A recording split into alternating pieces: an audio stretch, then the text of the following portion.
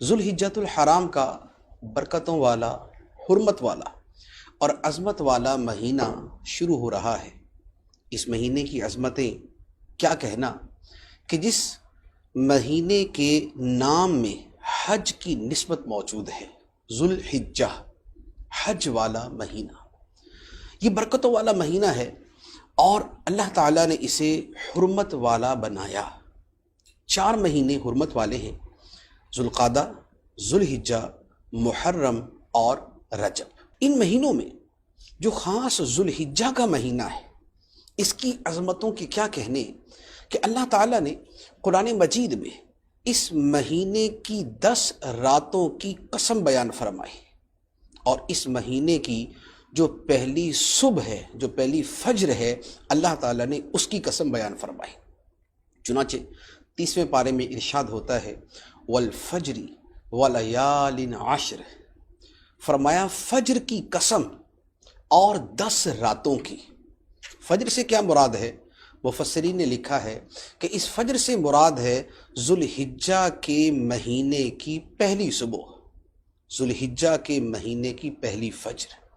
اور دوسرا قول یہ ہے کہ اس سے مراد ہے 10 ذوالحجہ، جو قربانی کا دن ہے، جو طواف الزیارہ کا دن ہے، جس دن حاجی مزدلفہ سے فارغ ہو کر پھر آگے مینا کی طرف جاتے ہیں، رمی جمرات کرتے ہیں، طواف الزیارہ کرتے ہیں۔ تو اس 10 ذوالحجہ کی جو فجر ہے، یہاں پر اس فجر کی قسم اللہ تعالیٰ نے بیان فرمائی۔ اور 10 راتیں کون سی ہیں؟ حضرت عبداللہ بن عباس رضی اللہ تعالیٰ عنہما فرماتے ہیں کہ یہ 10 راتیں ہیں جو ذوالحجہ کی شروع کی 10 راتیں ہیں۔ یکم ذوالحجہ سے لے کر 10 ذوالحجہ کی رات تک، یعنی 10 ذوالحجہ سے پہلے جو رات آتی ہے، یہ 10 ذوالحجہ کی رات ہے۔ یہ 10 راتیں جو ہیں، اللہ تعالیٰ فرماتا ہے کہ ان 10 راتوں کی قسم، یہ 10 راتیں اور ان کے ساتھ متصل دن، یہ سب کے سب اللہ تعالیٰ کی بارگاہ میں بڑے محبوب ہیں۔ ان ایام میں عبادت کرنا، ان ایام میں روزے رکھنا، ان ایام میں شب بیداری کرنا، راتوں کو جاگنا اور عبادت کرنا، ان راتوں میں اللہ کا ذکر کرنا، ان دنوں میں اللہ کا ذکر کرنا، یہ اللہ تعالیٰ کو بڑا محبوب ہے۔ حدیث مبارک ہے، بخاری شریف کی حدیث ہے، نبی پاک صلی اللہ تعالیٰ علیہ وآلہ وسلم نے ارشاد فرمایا کہ حج کے 10 دنوں میں کیا گیا عمل اللہ کو بقیہ دنوں میں کیے جانے والے عمل سے زیادہ محبوب ہے۔ جو بقیہ سال میں عمل کیا جاتا ہے، ان کی بنسبت ان 10 دنوں میں کیا جانے والا عمل اللہ کی بارگاہ میں زیادہ محبوب ہے۔ صحابہ کرام نے عرض کی، یا رسول اللہ صلی اللہ علیہ وسلم، کیا راہ خدا میں لڑنا بھی، یعنی اور دنوں کے اندر جہاد کیا جائے، راہ خدا میں لڑا جائے، تو کیا ان 10 دنوں کا عمل ان سے بھی زیادہ محبوب ہے؟ نبی پاک علیہ الصلوۃ والسلام نے فرمایا کہ ہاں، راہ خدا میں لڑنا بھی، یعنی ان دنوں کا عمل جہاد سے بھی زیادہ فضیلت والا ہے۔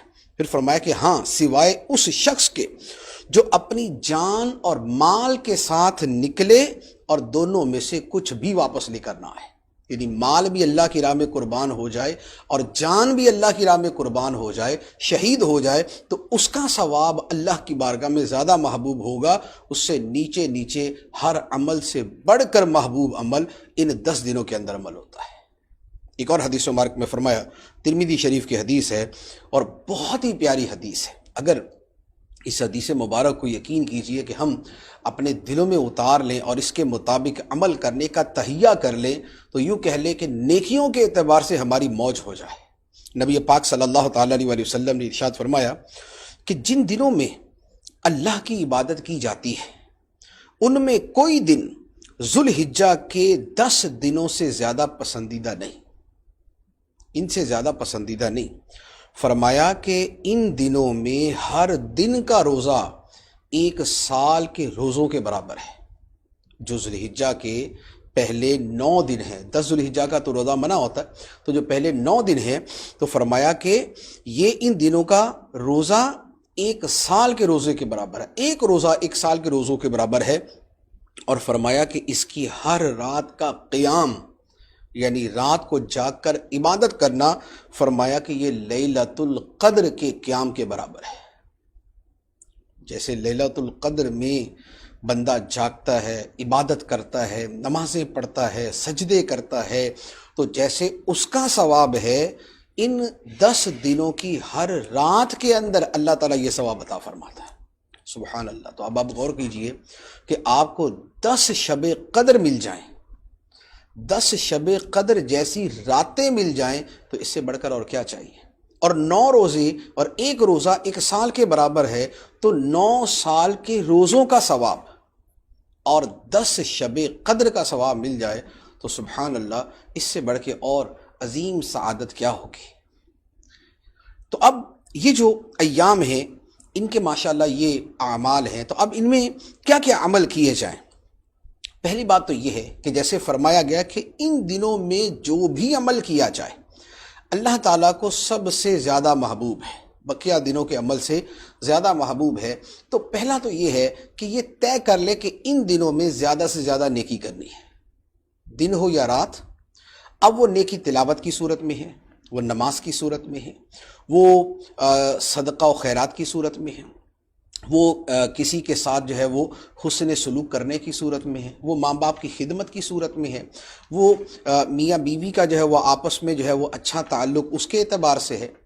تو ان دنوں میں بہر صورت نیکی کو اپنی زندگی اور اوقات کا محور بنا لیا جائے، تو کوئی بھی نیک عمل کیا جائے اور کثرت کے ساتھ ان دنوں میں کیا جائے۔ دوسری بات جو فرمایا کہ روزے رکھنا، جو حدیث مبارک گزری کہ 1 روزہ 1 سال کے روزوں کے برابر، تو جو 9 دن ہیں، 10 ذوالحجہ کا روزہ مکروہ تحریمی ہے، تو جیسے پہلے کہ 9 دن ہیں، ان دنوں کے اندر روزہ رکھا جائے۔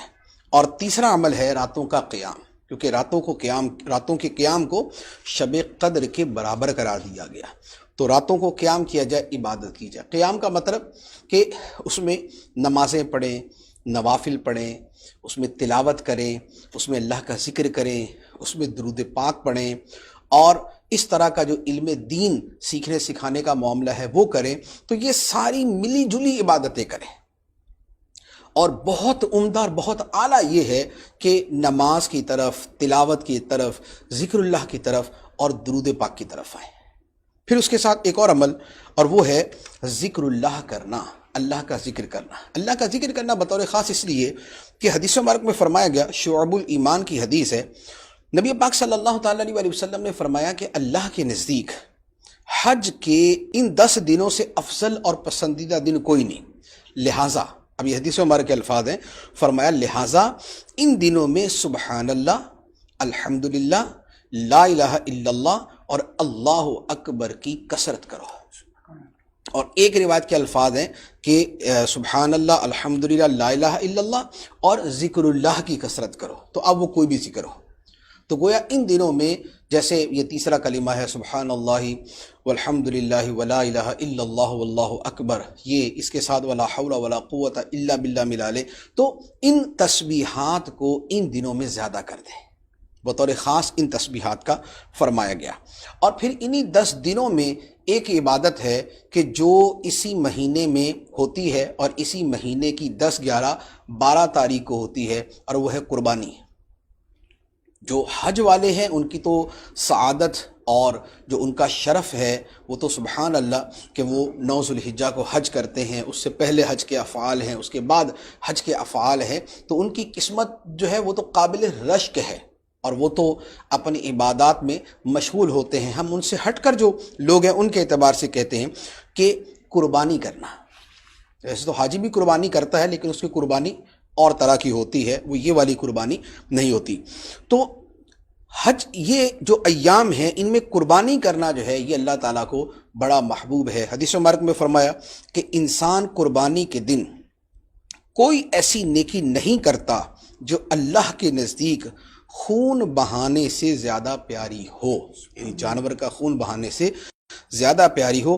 اور فرمایا کہ یہ قربانی قیامت کے دن اپنے سینگوں، بالوں اور کھروں کے ساتھ آئے گی، یہ اس طرح خدا کی بارگاہ میں پیش ہوگی۔ اور فرمایا کہ قربانی کا خون زمین پر گرنے سے پہلے اللہ کے ہاں قبول ہو جاتے ہیں۔ قربانی کا خون زمین پر گرنے سے پہلے اللہ کے ہاں وہ قربانی قبول ہو چکی ہوتی ہے۔